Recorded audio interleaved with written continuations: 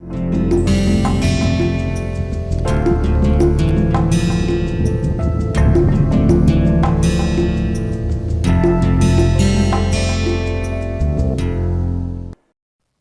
you all to this new course on bioelectrochemistry. So, this is a short course which constitutes 20 lectures, and the course has been divided into 4 different modules, and the whole idea of the course is to expose the biologist who use different kind of electrochemical tools time and again, or those who wants to use it, but they do not have a kind of a crash course where they can kind of get a feel of the power of electrochemical tools, what they can use for biological applications. So, to start off with, today is the first lecture out of the 20 lectures. So, what really we deal in bioelectrochemistry? So, before getting into the technical details, let us talk about some of the day-to-day stuff where electrochemistry is being regularly used and we are aware of it, but it is just we do not have a theoretical and practical framework to visualize what is happening. So, all of us uses cell phones, we use computers, they all have this component called battery. We always ask that what is the life of battery, or how long you can charge the battery and it will remain there, right. We have so many different models of cell phones which are coming, some which can store once upon completely charged can store the charge for say 8 hours, some for only for say 4 hours, so on and so forth. Similarly, in all the labs wherever you people are working, they have pH meter. pH, which is essentially you are measuring the hydrogen ion concentration. So, how a pH meter works? Then you have heard about this word called fuel cells, how it works. So, all these discrete things, or we talk about electrophysiological recordings, there are so many electrode, implanted electrode, or surface electrodes used in the body, how they work, what are the basis of it. So, the electrochemistry is the subject where we deal with all these kind of measuring devices in terms of electrode applications, in terms of energy storage devices, where we talk about the batteries, supercapacitors, capacitors, cells, a hybrid between battery and capacitor called capillary. Similarly, fuel cells, all this wide ranging area of measuring electrical potentials and storing energy, and even to the level of harvesting energy falls under a big umbrella called electrochemistry. So, when we see the word, look at this word electrochemistry, there are two separate words which comes in mind. One is electro, or something to do with electricity, the other one is chemistry.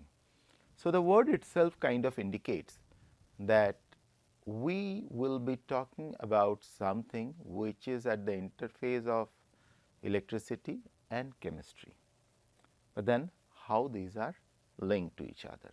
As a matter of fact, electrochemistry is the subject where we correlate these two different fields of science, which is electricity and chemistry, and this is fairly old and it continuously evolved or evolving over period of time. And we will talk about where all these things evolve. So, let us make a beginning. So, the course title, as it says, it is so Bioelectrochemistry.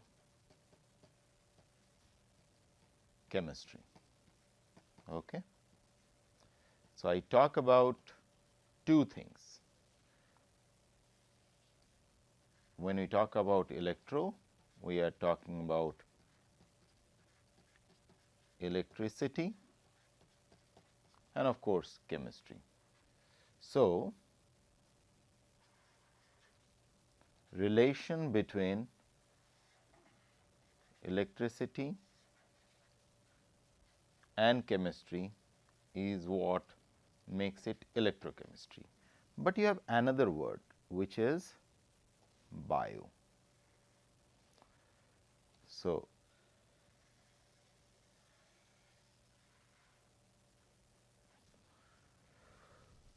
in terms of bio, that means there are biological systems which have the ability or which can contribute in generation of electricity.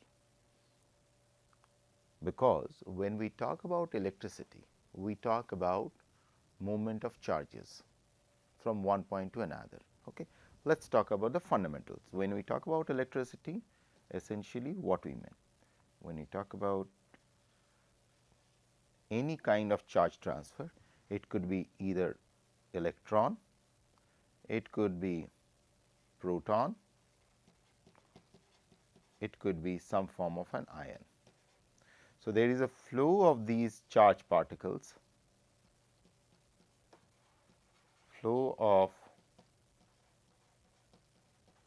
charges from point A to point B.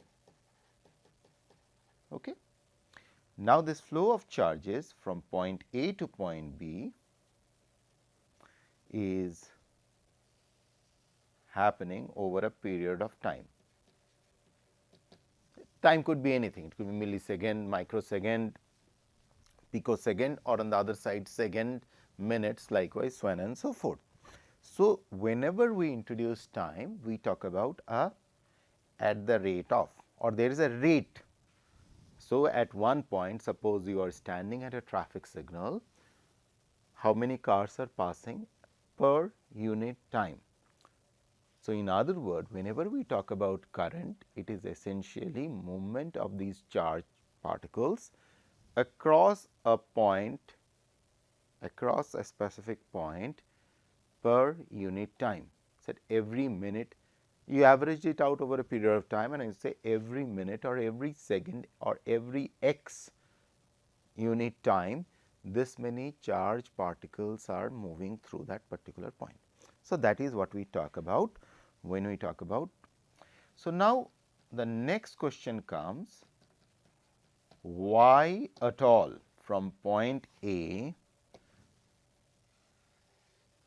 a charge will move to point B?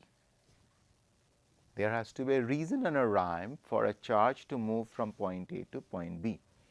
A charge will only move from point A to point B when between point A and point B there will be some form of gradient or a potential difference. Okay. So, unless otherwise point A is sitting at a higher potential as compared to point B, there is no way that the charge will be drifting like this, unless otherwise you give extra energy into the system where you can make a charge to flow in the reverse direction, but that needs an extra effort, or that extra effort is nothing but that extra energy what you are putting in order to push something against the gradient. So, this against the gradient is an energy intensive process as compared to the situation where from point A to point B the flow will take place by a spontaneous process. Now, what we see is every material has a certain capacity to allow the charges to escape from its surface. In other words, say for example, there are two materials I say material A and material B. Now, whether a charge particle will travel from material A to material B or a charge particle will travel in the reverse direction B to A. So, one thing what we decided and we discussed just now, unless otherwise A is sitting at a higher potential as compared to B, the charge will not flow spontaneously from A to B, right. So, for this, so if I map it on an axis, so this has to sit at a higher potential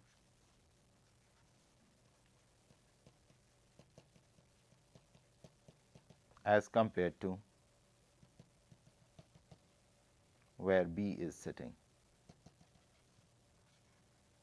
This is A, this is B, right,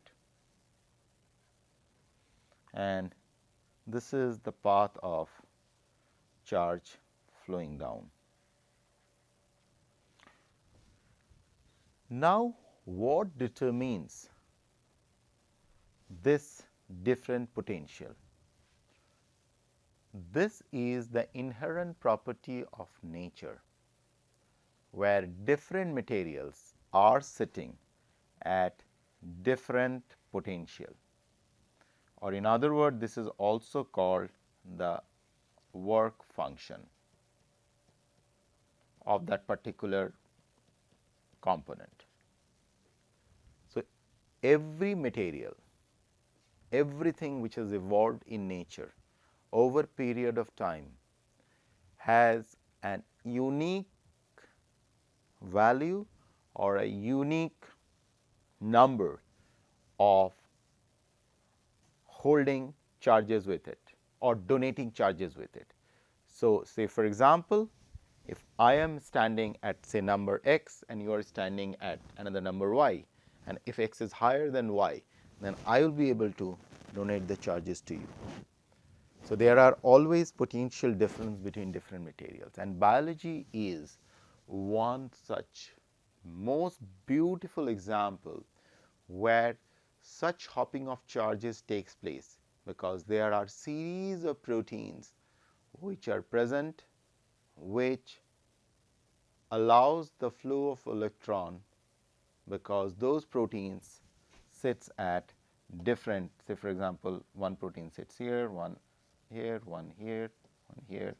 So, if this is called P1, this is called P2, this is called P3, this is called P4. So, the electron hops like this. Of course, if they are in close proximity, electron also can hop like this also, electron can hop like this also, or any charge, not only electron, it can hop like this also, this also. Okay. So, there are several examples in biological systems, especially these examples are widely seen in mitochondria and chloroplast. where you see the electron transport chains. Okay. So, these electron transport chains are nothing but there are proteins which are sitting across the mitochondrial membrane, where the flow is governed by the different potential of that particular protein. So, this is where comes the concept of introducing biological systems, where you can study the flow of charges across biological system based on their different potential difference. Okay. Now, when we talk about flow of charges, now comes the next concept. Conceptually, now there are two processes which happens in nature. One process is called oxidation, the other process is called reduction.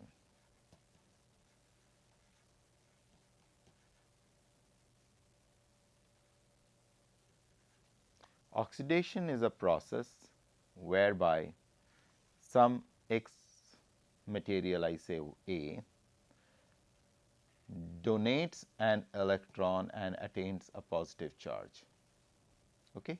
So, this is the electron which A is donating, and this is the positive charge which it is attaining. Similarly, reduction is a situation where a material accepts an electron and becomes either negatively charged, or if it is in a positive state, it will become neutral. So, accepting an electron is a process of reduction. Oxidation is a process of donating an electron. So, you are giving away an electron and you are accepting an electron. As a matter of fact, all the reactions in nature and most of the biological systems is about oxidation and reduction. Either a species will accept an electron or a species will donate an electron. Okay. So, when we talk about a situation where you are donating or accepting an electron, this clearly boils down to a situation, just follow my highlight, is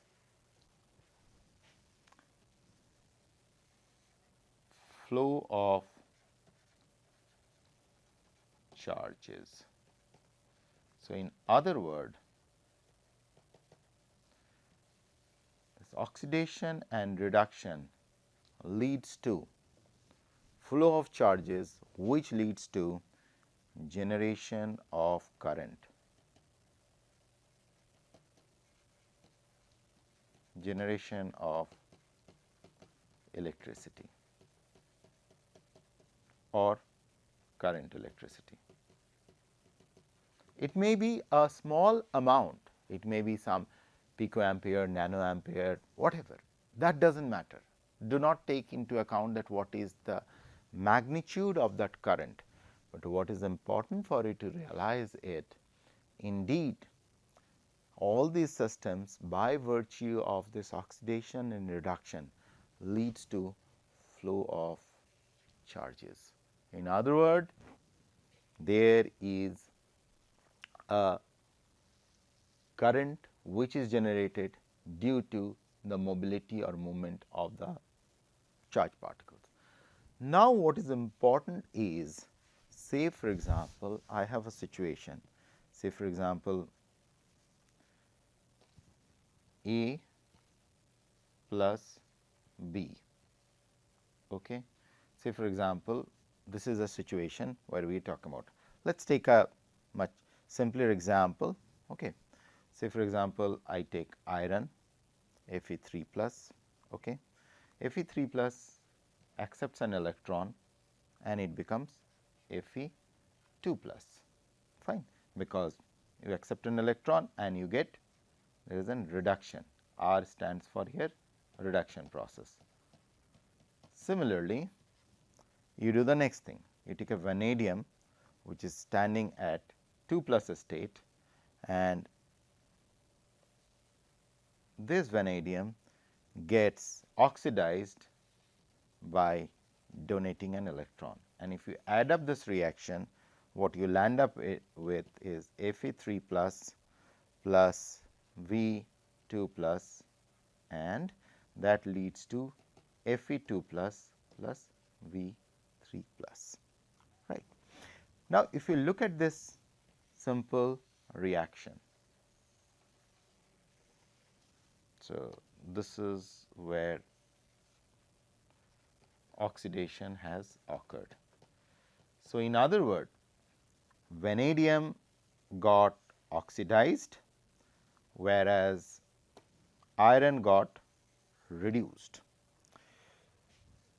Now, in this situation, Fe3 plus is considered as an oxidizing agent which itself getting reduced. So, these are the term which you have to remember, oxidizing agent. So, oxidizing agent is an agent which gets reduced. Similarly, you have the next one which is vanadium, which is reducing agent, gets oxidized. Just remember this basic concept all throughout. Now, why Fe3 plus could donate an electron to vanadium, or vice versa, how vanadium could, or rather if how Fe3 plus could accept an electron and how vanadium could throw away an electron. This part is determined when I said you that every material has a power, either you can call it in terms of its reducing power, or you can call it in terms of its oxidizing power. So, every material, so you have to take one scale, right. Every material could be classified in a way that, say for example, material A, material B, material C, material D, material E, material F. Every material could be either classified in oxidizing series or reducing series. So, you can say that A has more power to get oxidized than B, B has more power than C, C has more power than B, likewise, or B has more power than A, C has more power than A, D has more power than A, E has more power than A, F has more power than E. Similarly, for the reducing series, exactly that way you can set it, who has more power. So, you really can in nature, the species which are born to donate electrons, you can classify them in a series where you can say that X has more power to donate electron than Y, Y has more power to donate electron than Z, likewise and so forth. So, essentially what we are talking about, we are trying to figure out that in nature how the electron moves from one point to another, and there are two concepts. So, I will be closing the class today again highlighting the two concepts. The first concept is any kind of flow of charges constitute electric current, okay? And that flow of charges per unit time determines what we eventually will talk about, the current electricity in terms of ampere, the units, and flow of electron from one point to another is governed by the free energy change, or in other word by the potential difference between the 2 points. So, with these two basic concepts, I will close in the first lecture. The next lecture will elaborate what all we will be covering in the first week, a little bit of more details, and slowly we will go to the crux of some of these basic phenomena of electrochemistry, in relation to biological systems. Thank you.